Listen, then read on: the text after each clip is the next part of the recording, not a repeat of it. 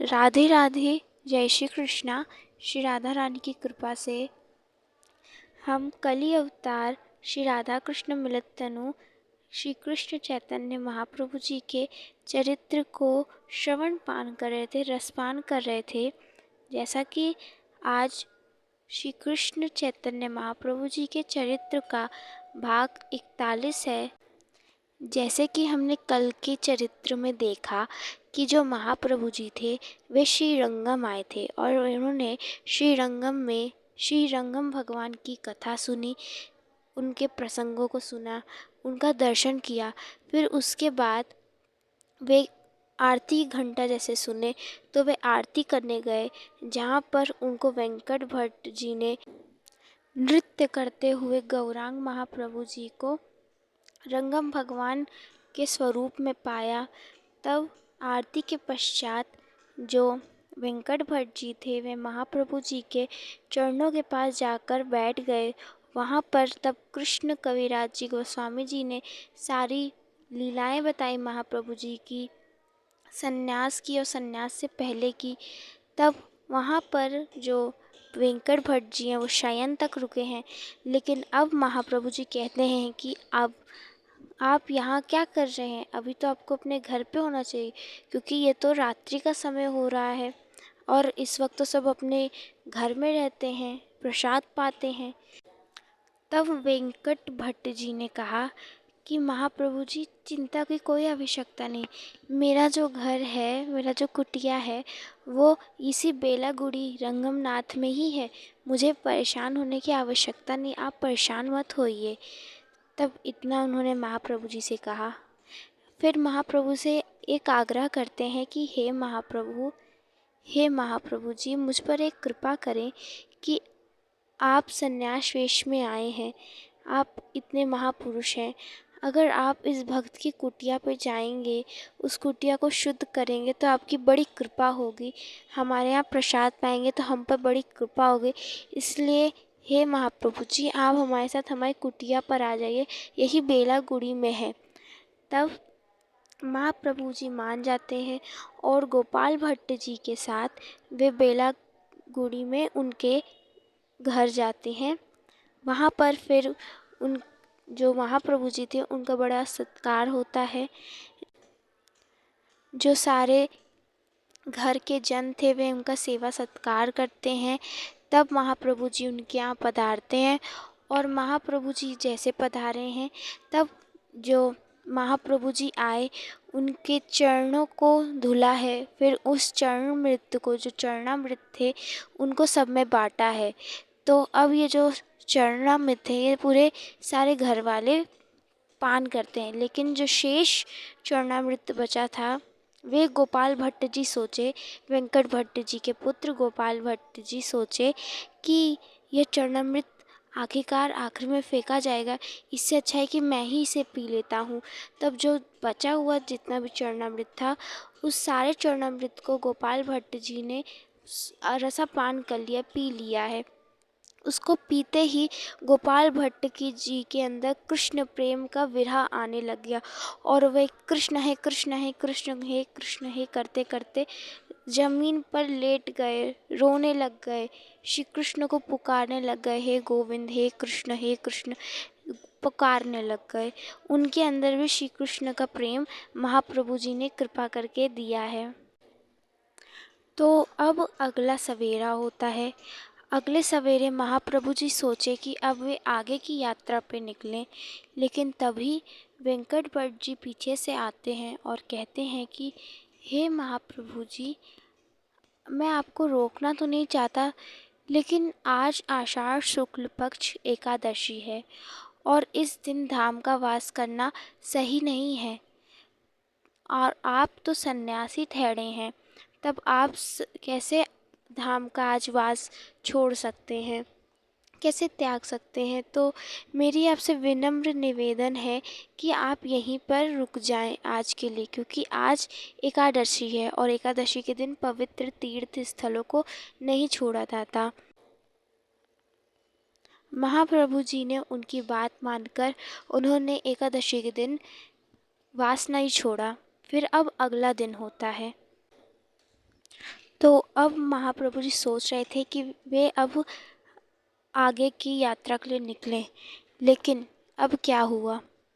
अब पीछे से वेंकट भट्ट जी आए और महाप्रभु जी से कहे कि हे महाप्रभु जी, मैं नहीं चाहता कि मैं आपको रोकूं, लेकिन शायद आप यह भूल गए कि कल आषाढ़ शुक्ल पक्ष की एकादशी थी।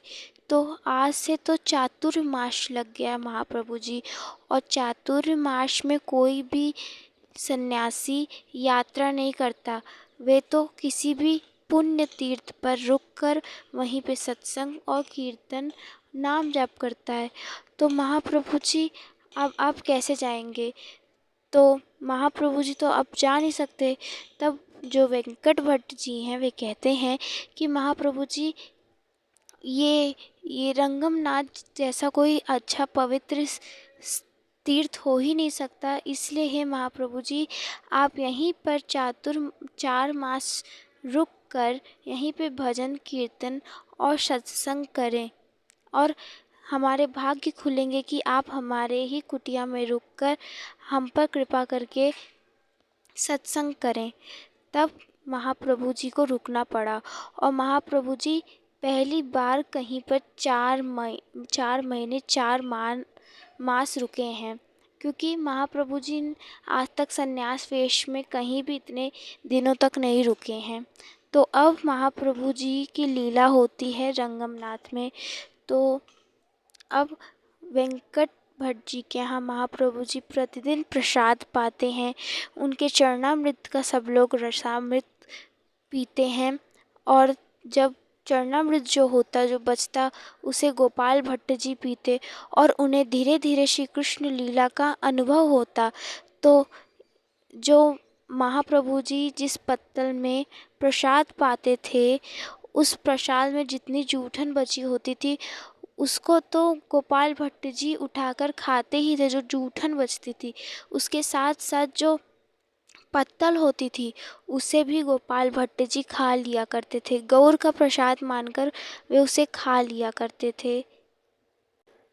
ऐसे महाप्रभु जी गोपाल भट्ट जी पर कृपा कर रहे हैं। तो ऐसे गोपाल भट्ट जी प्रतिदिन गौर के चरणामृत को पीते, जिससे उनको श्री कृष्ण लीला का अनुभव होता। गौर के पत्तल का झूठा एवं पत्तल को खाते, जिससे उनको श्री कृष्ण लीला का अनुभव होता। श्री कृष्ण प्रेम उगता, उनके हृदय में प्रज्वलित हो रहा था, श्री कृष्ण प्रेम विरह आ रहा था, और ऐसे ऐसे वे महाप्रभु जी के आश्रित हो रहे थे। महाप्रभु जी उन पर कृपा कर रहे थे। और एक बार क्या हुआ, तो गोपाल भट्ट जी जो हैं वे कृष्ण दास कविराज गोस्वामी जी से प्रतिदिन गौर की वो लीला सुना करते थे जब वे पूर्व आश्रम थे, क्योंकि गोपाल भट्ट जी ने सिर्फ गौर का सन्यासी वेश देखा था, ना कि जो नवदीप नागरिया थे उस वेश का दर्शन नहीं किया था। और उस वेश का दर्शन करने के लिए गोपाल भट्ट जी के अंदर एक उत्कंठा होती थी कि मैंने गौर का वो वेश नहीं देखा जो वह नवदीप में जो लीला किया करते थे। उन लंबे लंबे केशों के साथ मैंने महाप्रभु जी के दर्शन नहीं किए, क्योंकि जब कविराज जी उन्हें बताते थे कि गौर ने ऐसे ऐसे किया, गौर ने जगाई मदाई जैसे दुष्टों पर कृपा की, नवदीप के जो युवा युवती थे उनके मन को चुराया अपनी सुंदरता से, वे सारी लीलाओं कविराज जी गोपाल भट्ट जी को बताते थे। तो गोपाल भट्ट जी के हृदय में उत्कंठा होती थी कि काश मैं भी गौर की उस रूप का दर्शन कर पाता जिसमें गौर के लंबे लंबे बाल थे, जिनमें इत्र लगा करते थे। तो एक दिन क्या हुआ, एक दिन गोपाल भट्ट जी इसी विरह में कि काश मैं भी गौर के उन रूपों का दर्शन कर पाता, काश मैं भी गौर के उस रूप का दर्शन कर पाता, इसको बार बार सोच सोच कर रो रहे थे, विरह में थे, और यही सोचकर वे सो गए हैं। और जैसे ही सोए हैं तो गोपाल भट्ट जी के तो आज भाग्य खुले हैं। जैसे सोए वैसे ही अब उनके स्वप्न में उनको महाप्रभु जी की बचपन से जितनी लीलाएं थी, उनके जन्म की जो लीला थी, कैसे महाप्रभु जी का जन्म हुआ, कौन कौन सी लीलाएं हुई, फिर वे जो जन्म में फिर कैसे 5 वर्ष में महाप्रभु जी कैसे चलते कैसे खाते, जो भी लीलाएं थी वो सारी लीलाएं उन्हें प्रत्यक्ष अपने स्वप्न में एकदम दिख रही थी। जैसा हम कुछ देखते हैं, कुछ भी देखते हैं फ़ोन में किसी में भी, तब हमें जैसे दिखते वैसे जो गोपाल भट्ट जी हैं उनको भी सारी चीज़ें दिख रही है। उनको महाप्रभु जी की बचपन से जो भी लीलाएं थी, वो कैसे चलते थे, जो सच्ची मैया उन्हें कैसे वस्त्र पहनाती, कैसे आभूषण पहनाती, जगत मिश्र जी उनको कैसे लाड प्यार करते, वो सारी चीज़ें उन्हें दिख रही है। और धीरे धीरे गौर जब बड़े होते हैं वे कैसे पढ़ाने जाते, कैसे पढ़ाई अध्ययन करते, और कैसे बच्चों के साथ नृत्य करते करते हरी हरी बोल, उनकी तुतरी वाली जो थी अली अली बोल, वो सब देख रहे हैं, सारे दृश्य उनको दिख रहे हैं जो भी महाप्रभु जी ने अपने बचपन में किए हैं। अब धीरे धीरे जब महाप्रभु जी बड़े हो रहे हैं, तब अब नित्यानंद के गलवैयाँ देकर महाप्रभु जी जैसे हरी हरी हरी बोल करते हैं, वो सारी जो लीलाएं हैं सब सब माँ जो गोपाल भट्ट जी हैं सब सारी लीलाएं देख रहे हैं, और देख रहे हैं कि नित्यानंद जो हैं वे भक्तों को पकड़ पकड़ के, भक्तों के हाथों को पकड़ पकड़ के गौर के चरणों में डाल रहे हैं। क्योंकि एक नित्यानंद ही हैं जो कृपा करते हैं और गौर के पास पहुंचाते हैं। नित्यानंद जिसे भी देखते हैं उसको पकड़ते हैं और गौर के चरणों में डाल देते हैं, और जब गौर के चरणों में जो जाता है, जैसे ही गौर उस चरणा आश्रित को गले से लगाते हैं और राधा कृष्ण की प्रेम की प्राप्ति कर लेता है। तो ये सारी जो चीज़ें हैं, ये स्वप्न में सारी लीलाएं जो गोपाल भट्ट जी हैं वे देख रहे हैं। लेकिन अब गोपाल भट्ट जी के वही स्वप्न में आ रहा है कि नित्यानंद तो उन प्रेम वाले भक्तों को लेके गए, लेकिन क्या नित्यानंद मुझ पर भी कृपा करेंगे? क्या नित्यानंद मुझे भी पकड़कर गौर के चरणों में ले जाएंगे? यही सोच रहे हैं। तो तभी वहीं से उन्हीं के स्वप्न में नित्यानंद उनका हाथ पकड़ते हैं और हाथ पकड़ के गौर के चरणों में दे देते हैं, गौर के चरणों में डाल देते हैं। और जैसे ही गौर के चरणों में गोपाल भट्ट जी जाते हैं, वैसे ही जो उनकी निद्रा में वो जो स्वप्न देख रहे थे, वो स्वप्न तो था ही नहीं, वो स्वप्न नहीं था। क्योंकि भगवान सच्चे हैं, सच्चिदानंद हैं, वे तो सच्चिदानंद है, तो जो भी चीज़ दिख रही है वो सब सच्ची ही थी। तो अब जैसे ही उनका स्वप्न निद्रा टूटती है, तो हाँ कृष्ण करते हुए उठते हैं, क्योंकि गौर के चरणों में वे चले गए थे। नित्यानंद ने उनको गौर के चरणों में पहुंचा दिया था, और हाँ कृष्ण करके उठे हैं। गोपाल भट्ट जी खूब रो कर गौर को जैसे निद्रा टूटी कह रहे हैं, गौर आपने धोखा किया, आपने धोखा किया, आपने तो सिर्फ स्वप्न में दर्शन दिया, आप मुझसे हर चीज़ क्यों चुरा रहे हैं, क्यों छुपा रहे हैं? और खूब रोते रोते कि अब मैं कैसे कैसे मुझे उनका वो नदिया रूप के दर्शन होंगे, कैसे प्रगट में कैसे दर्शन होंगे। तो ऐसे रोते रोते महाप्रभु जी के कक्ष में पहुँचे, और महाप्रभु जी उस वक्त उठे हुए थे, और वे अपने बिस्तर पे पैर लटकाए हुए बैठे थे, और बैठे हुए थे।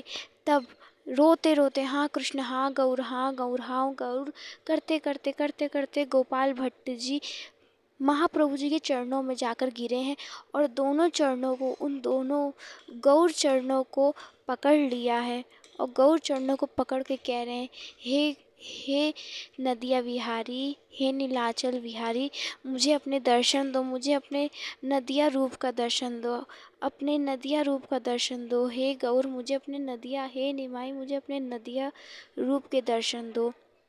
तो तब जो गौरांग महाप्रभु जी हैं वे कह रहे हैं, अरे उठो उठो। तो जब पहली बार गोपाल भट्ट जी ने उस वक्त देखा, तो उनको पहले बार में गौर जो हैं वो श्री कृष्ण चैतन्य रूप में दिखे, जैसे जब उनके बालें थे। लेकिन जब दूसरी बार गोपाल भट्ट जी ने गौरांग महाप्रभु को देखा है, तो इस बार जो गौरांग महाप्रभु जी हैं वो उनको नदिया बिहारी रूप में दिखे हैं, जिनमें गौर की बड़ी बड़ी अलकावलियाँ हैं, केश हैं, इत्र की सुगंध महक रही है। उस रूप को देख के तो गोपाल भट्ट जी बली बली जा रहे हैं, बावरे हो रहे हैं, फूले नहीं समा रहे। उस रूप को देख के वे फूले नहीं समा रहे हैं और फिर गौर सुंदर को प्रणाम करने लग गए। अब जब तीसरी बार जब गोपाल भट्ट जी ने देखा है गौर को, तो अब गौर सुंदर उनको श्याम सुंदर दिखने लग गए। श्याम सुंदर के दर्शन हो गए, जो वंशी लिए हुए, मुरली लिए हुए उस मुरली को बजा रहे हैं, उन श्री कृष्ण के दर्शन होने लग गए। तब से गोपाल भट्ट जी को अब गौर सुंदर और श्याम सुंदर में कोई भी भेद नहीं दिखता है। अब गौर सुंदर और श्याम सुंदर उनको एक ही दिखते हैं और गोपाल भट्ट जी को गौर सुंदर ने ऐसा रूप दिखाकर धन्य कर दिया, इतनी बड़ी कृपा की है। तो आज नदिया बिहारी रूप का दर्शन कराकर महाप्रभु जी ने, गौर सुंदर जी ने बड़ी कृपा की है गोपाल भट्ट जी पर, और साथ ही साथ श्याम सुंदर रूप का भी दर्शन कराया है। आज तो गोपाल भट्ट जी धन्य धन बली बली जा रहे हैं, जैसा कि आज महाप्रभु जी ने गोपाल भट्ट जी पर कृपा की। श्री जी की अत्यंत कृपा से हम महाप्रभु जी के इतने पवित्र प्रसंगों को सुन रहे हैं, इतने आनंद ले रहे हैं, बड़ी कृपा है। तो श्री जी की कृपा से हम यह कल देखेंगे कि महाप्रभु जी श्री रंगम तीर्थ से प्रस्थान करेंगे और तब गोपाल भट्ट जी की क्या हृदय वेदना होगी, यह हम देखेंगे। आज के प्रसंग को यहीं पर हम विराम देते हैं। श्री जी की कृपा से आप सभी भक्तों को राधे राधे, जय श्री कृष्ण।